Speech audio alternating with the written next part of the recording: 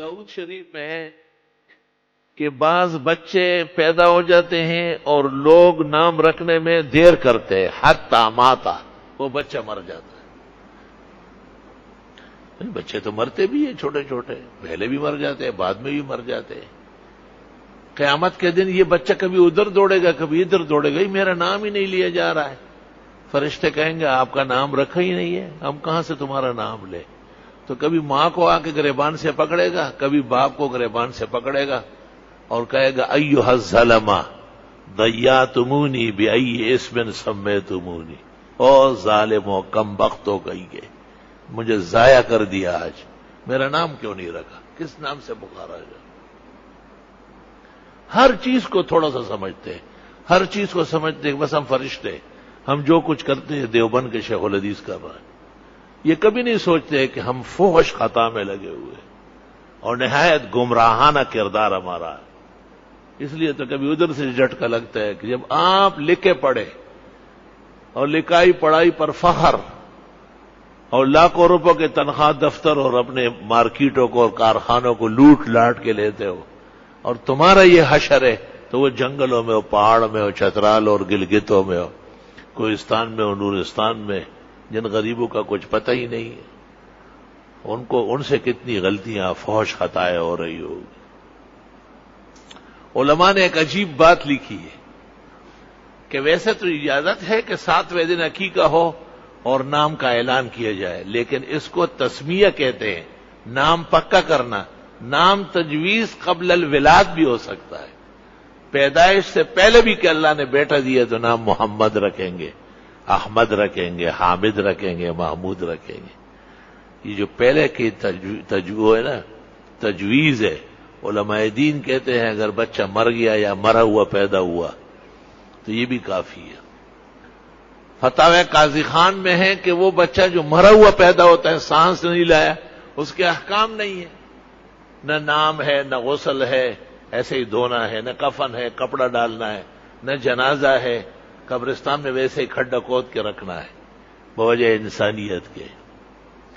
تو علماء دین کہتے ہیں کہ یہ ماں باپ اس طرح کہے، ذرا سن لو، یہ بھی ماں باپ تھے جن کی یہ عقل و شعور تھا کہ افسوس یہ بچہ ناتمام پیدا ہوا اور سانس نہ لا سکا، اگر یہ پورا اور سانس لے کے آ جاتا تو ہم اس کا نام یہ رکھ لیتے، فرشتے نوٹ کر لیتے، چٹپٹ اس کے ساتھ لگا لیتے۔ یہ ماں باپ نے جو یہ بات اب کہی کہ یہ بچہ ہمارا پورا پیدا ہی نہیں ہوا، یہ سانس لایا ہی نہیں، جس کی وجہ سے نہ اس کا غسل ہے، نہ نام ہے، نہ جنازہ ہے، نہ باقاعدہ کفن ہے، نہ تدفین ہے، تو اگر یہ صحیح سلامت زندہ پیدا ہو جاتا تو ہم اس کا نام رکھ لیتے، اور وہ نام جو منہ سے نکال لے تو اس سخت اور ناتمام اور لوتڑے کو بھی جب جان دی جائے گی قیامت کے دن تو فرشتے وہ نام نکال لیں گے، ہاں بھئی ایک نام تجویز ہو رہا تھا، یہ تیرا ٹھیک رہے گا، مرحبا اہلا و سہلا۔ دین کتنا پورا ہے اور حرکتیں اپنی دیکھ لو کہ کتنی ادھوری۔ دین کس کمال کا ہے اور کس شرف و اعزاز کا ہے، اور یہ چل کس روڈ پر روانہ دواں ہے جس کا انجام ہی جہنم اور تباہی اور بربادی ہے۔ کہتے جی یہ بچے ہیں، یہ صرف آپ کے بچے ہیں اور آپ اس کے باپ ہیں، ایسے کاغذی اور ٹیلی ویژن سے نکلا ہوا، ادھر دیکھو باپ کا حال۔ بخاری شریف میں ہے کہ حضرت جبریل نے آپ سے وعدہ کیا کہ میں ظہر سے پہلے آ جاؤں گا، مثلا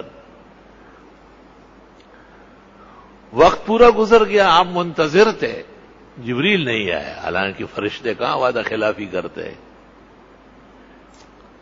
آپ گھر سے باہر نکلے تو جبریل کھڑے، آپ نے کہا اندر کیوں نہیں آئے؟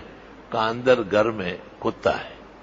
آپ بڑے حیران ہوئے، میرے گھر میں کتا ہے؟ آپ گھر تشریف لائے، ام المومنین حضرت عائشہ نے کہا کہ حسن ایک چھوٹا سا پلہ لے کے آیا، گود میں اٹھایا ہوتا، بچوں کو بہت پیار ہوتی ہے حیوانات سے، اور میرا ایک نواسا ہے، مجھے کہا نا جان اتنی گائے آئی ہے، ساری آپ نے کٹوائی، وہ جو قربانی میں آئی، اب کوئی گائے تو لے آؤ۔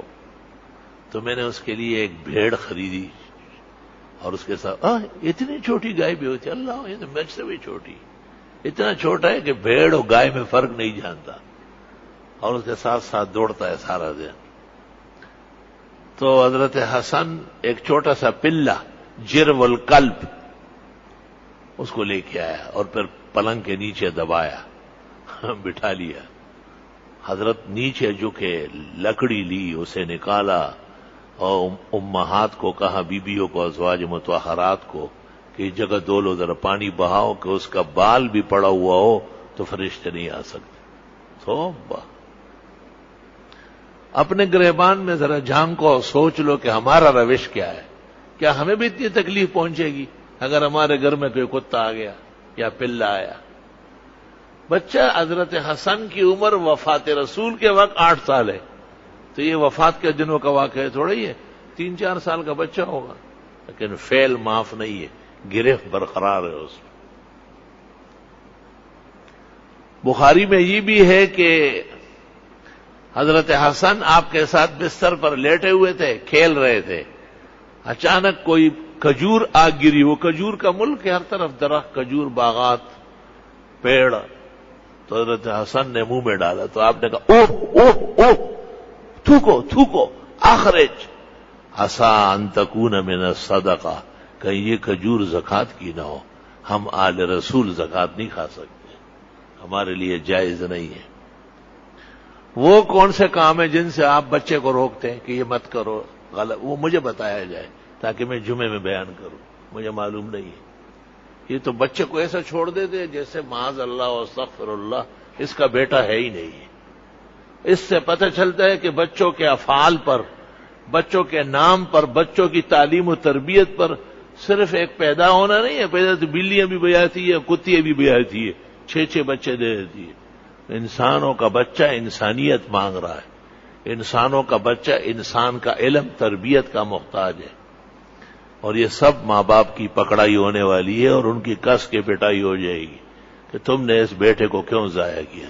علماء دین کہتے ہیں اولاد جتنی بھی خرمستیاں کرے، اگر لڑکی بگڑ رہی ہے تو ماں کی شرارت شامل حال ہے، اور اگر بیٹا سرکش ہو رہا ہے تو باپ کی تعلیم و تربیت کا نقصان ضرور ہے۔